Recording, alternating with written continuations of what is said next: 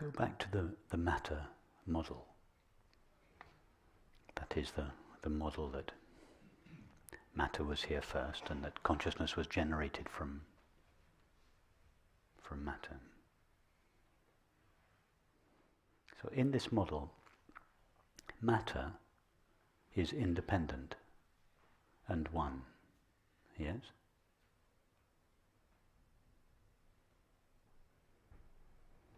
Yes.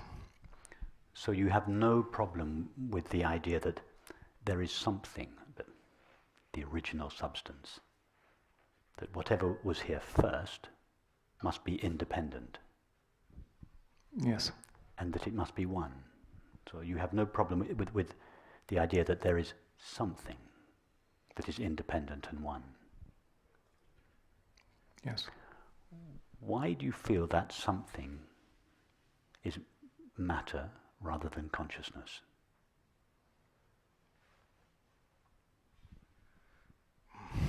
Maybe it's just a matter of that the majority of people are supporters of that concept. Okay, but remember that the majority of people once used to think that the sun went round the earth, and the majority of people once used to think that the earth was flat. So truth is not a democracy. So you can obviously see that just because the majority believe it tells us absolutely nothing about whether it's true or not. So dig deeper, find a better reason for believing that consciousness is independent, that matter is independent and one rather than consciousness.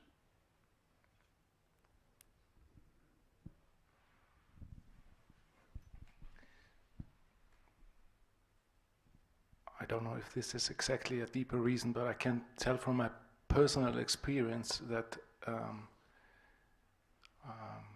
brain damage in many cases leads to impairment of consciousness, as least as I can see it from outside. No, it leads to the impairment of the content of consciousness.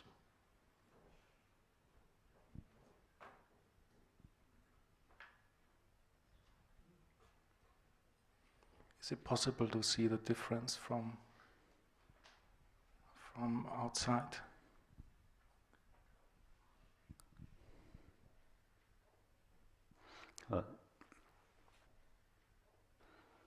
Let's take a mild form of brain damage. You have a glass of wine. Okay. Yeah. And this very mildly damages or alters the configuration of your brain, and your experience changes. But does the consciousness that knows your experience change?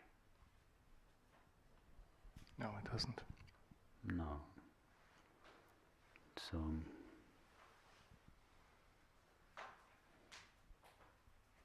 take a more serious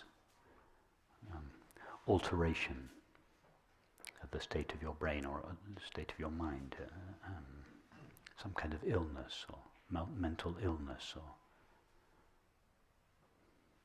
mental condition. We start losing our memory, we become muddled.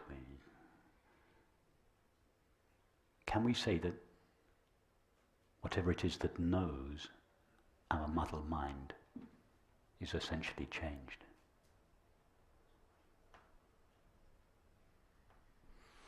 No, there must be some consciousness still there to be conscious of that changes. Yeah. So in your experience, does the consciousness that knows your experience ever change? No. Let's just take two thoughts. Take the thought 2 + 2 = 4. That thought is known, yes, by consciousness. It appears in consciousness, it is known by consciousness. Now take the thought 2 + 2 = 5. That thought appears in consciousness and is known by consciousness. The fact that one thought is true and the other is untrue makes absolutely no difference to the consciousness in which they both appear. Do the same thing with, I won't spell it out, do the same thing with an unpleasant sensation and a pleasant sensation. An unkind feeling and a loving feeling. A just act and an unjust act. Does the consciousness in which each of these thoughts, feelings, sensations and activities appear change according to the content? No, it doesn't. No, it's our experience that consciousness is always the same. When I say it is our experience, consciousness is the one that experiences.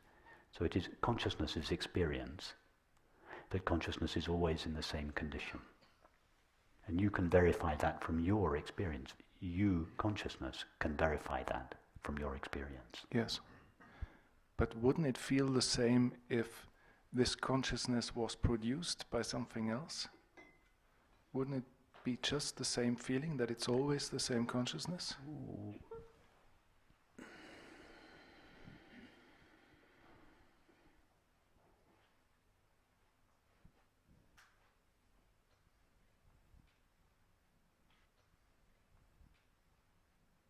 If consciousness was produced by something else, it would start in time. At the moment it was produced, it would start.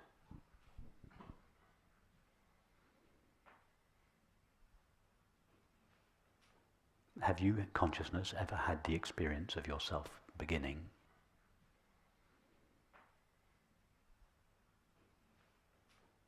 I can remember a beginning.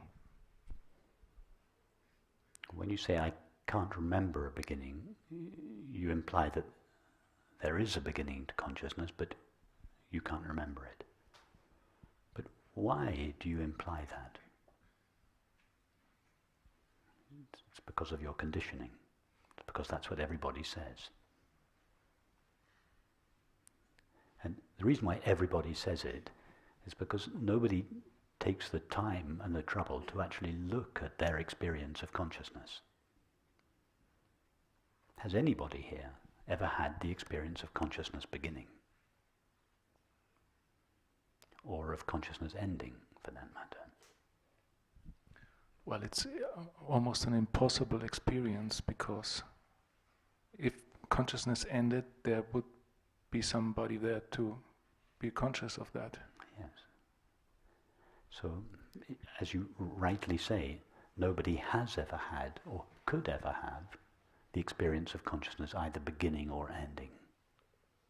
And yet our world culture is founded on the single belief that consciousness begins when the body is born and that it ends when the body dies. But that belief is completely unverifiable. And yet our culture is founded on it.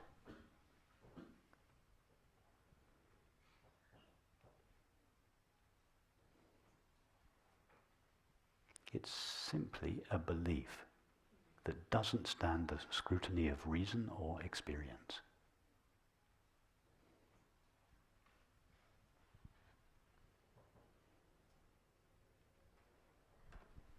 So I just have to trust my experience more. Well, there are two possibilities: experience or belief. Which do you think is the most trustworthy? I take the experience. Because if we trust our beliefs, the only reason, as you said earlier, that we trust our beliefs is because everybody else believes the same thing. So everybody believes that consciousness is a byproduct of the body, that it shares the limits and destiny of the body. Why? Because everybody else believes it. That's why everybody used to believe the earth was flat, or the sun went round the earth, just because it was the prevailing paradigm. And a superficial look at the earth seemed to validate that belief, but a deeper look at the situation, a few people began to realize, no, it can't be. It's not. The earth can't be flat. When we look at it more closely, and then they began to gather evidence, and a few more people began to understand it, and eventually there was a paradigm shift.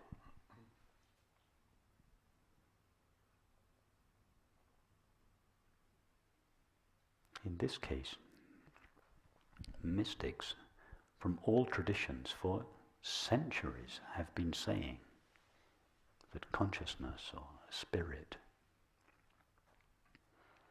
is the ultimate reality.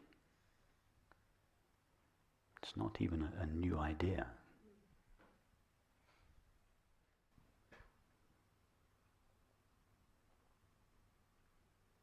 You see, the consciousness-only model doesn't imply that we have to completely get rid of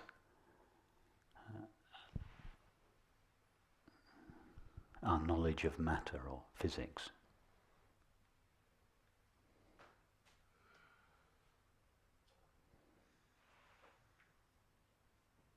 It just puts the laws of physics in a larger context.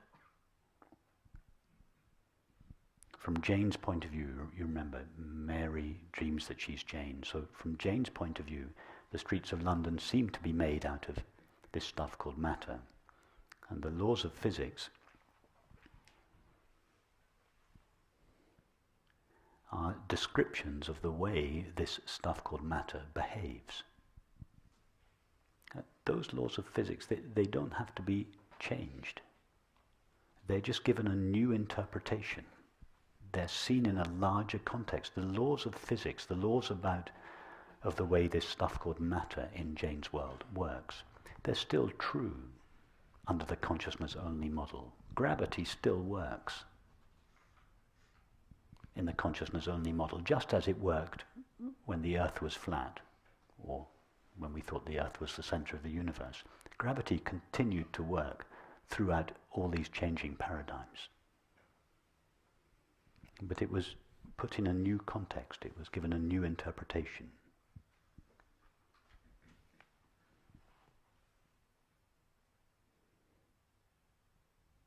So in fact, under the consciousness-only model, the laws of physics are upgraded from descriptions of the way matter behaves to descriptions of the way mind unfolds in consciousness.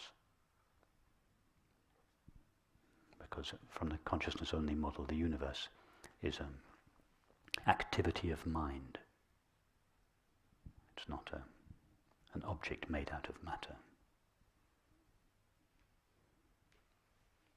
I mean, do you think it's a coincidence that physicists still haven't found this stuff called matter?